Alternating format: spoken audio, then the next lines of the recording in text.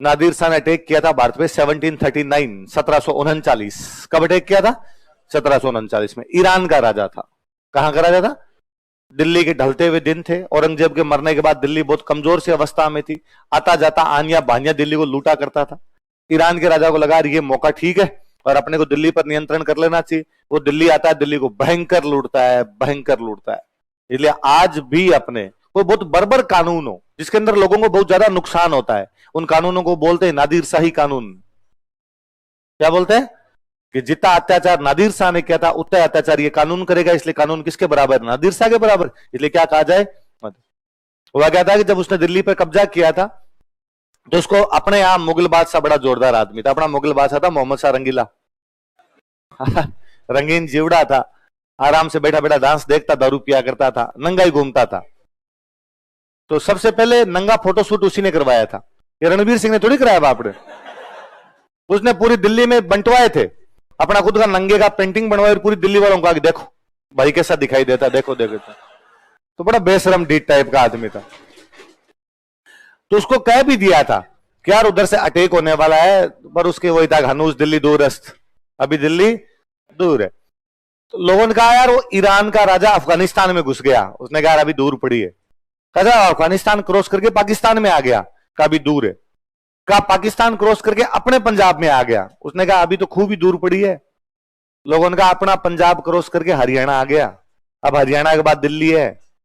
जब वो हरियाणा आता है तब अपने मोहम्मद शाह रंगीला इधर से निकल के जाता है, करनाल में लड़ाई करते हैं। करनाल जगह हरियाणा में, करनाल कल्पना चावला जहां की थी अपने, तो करनाल के अंदर लड़ाई करते हैं। और करनाल वाली लड़ाई के अंदर नादिर शाह बहुत ढंग से हराता है। हराने के बाद वो दिल्ली आता है, दिल्ली पे कब्जा करता है। लाल किले की ईंटें निकाल निकाल के उन्होंने खजाना निकाल लिया था। कि किसी ने उसको बताया कि लाल किले की ईंटों के पीछे छुपाया है, उसने बताया कौन सी ईंटों के पीछे, किसने कही है कि तोड़ो। मतलब जगह जगह से पूरा फर्श खुदवा दिया था लाल किले का उसने। तो ना फर्श खोदो, ये जमीन में गाड़ गाड़ के रखते हैं पैसे, तो इनके पैसे वहां से निकाले जाने चाहिए। तो जब वो दिल्ली में, और अपने सैनिकों को कहा कि दिल्ली में लूटपाट करो, और दिल्ली में घर घर में जाके जो जो पैसे वाले आदमी है उनके घरों में जाके उनसे पैसे लूट लूट के लेके आओ। तो दिल्ली में उसके सैनिक घूमते और पैसे लूट लूट के लाते। दिल्ली की जनता में थोड़ा अग्रेशन ज्यादा है, आज भी दिखाई देता है ना।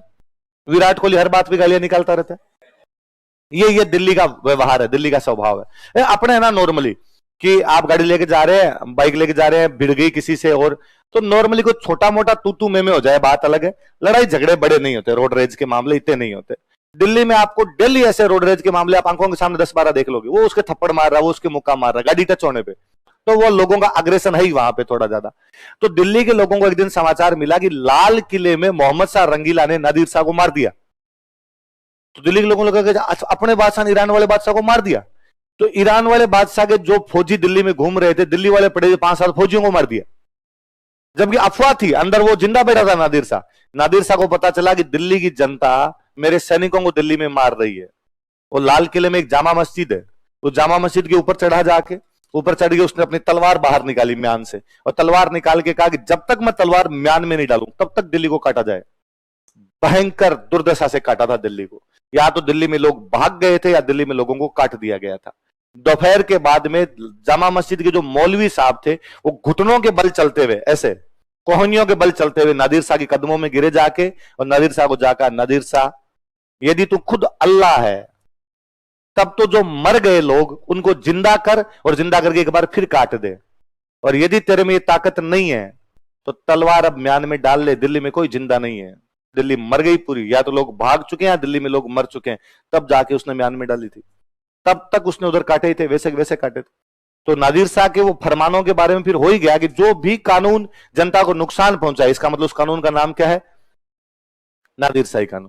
फिर दिल्ली में अपने 2-3 महीने रुक के गया था वो यहाँ पे। वो जब दिल्ली में रुका तो कोई डांसर थी, उसका डांस देखने के लिए जाया करता था, नूरबाई नाम की एक डांसर थी, और उसको वो जाके बताता कि आज हमने इतने रुपए लूट लिए, आज हमने इतने रुपए लूट लिए। वो नूरबाई ये दिन परेशान हो गई, उसने कह दिया क्या मंगतों की तरह आगे बताता है, आज हमें 5,000 मिले, आज हमें 7,000 मिले। तेरे को पता है वो जो मोहम्मद शाह रंगीला है ना, उसके पास में एक हीरा है, उसकी कीमत इतनी है जितनी दुनिया में सारे पैसे नहीं है। क्या बात करती है, हमने लाल किले का चप्पा चप्पा छान मारा, हमें मिला ही नहीं। वो हीरा है कहां पे? उसने कहा पगड़ी के अंदर। उसने कहा ठीक है। नादिर शाह जब ईरान रवाना होने लगा तो उसने मोहम्मद शाह रंगीला को कहा कि तू मेरा भाई है, मैं तेरे को वापस तेरी सीट पे बिठाता हूं, दिल्ली के तख्त उस पे सिंहासन पर बिठाता हूं।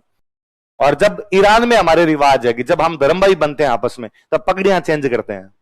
तू तेरी पगड़ी मुझे दे और मेरी पगड़ी तू ले। तो नादिर साहब बेचारा क्या करता, उसने पगड़ी दी, उस पगड़ी के साथ में कोहिनूर था। कोहिनूर नादिर साहब उसी टाइम लेके गया था, इस अटैक के टाइम में।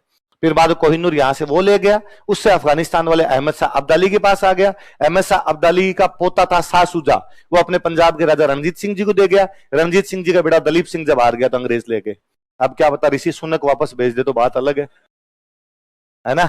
कल किसने, हर्ष गोयनका की किसका ट्वीट था कि भाई ऋषि सुनक को इंडिया बुलाओ, इंडिया बुला के उसके बेंगलोर के ट्रैफिक जाम में फंसा दो और फिर उसका किडनैप कर लो, किडनैप करके आशीष नेहरा को उसकी जगह भेज दो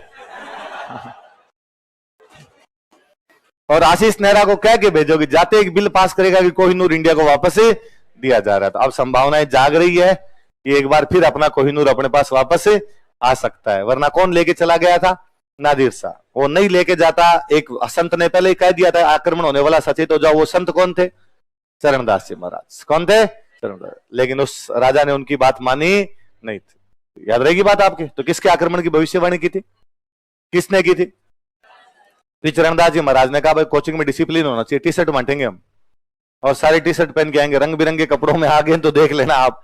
तो किस रंग के कपड़े पहनने पड़ेंगे, उनका पीले। किस रंग के, मां सरस्वती को कौन से फूल चढ़े, पीले फूल। बसंत पंचमी हमारा जब मुख्य दिन है तो हम पीले कपड़े पहनेंगे। देखो इनके अनुयायी पीले रंग के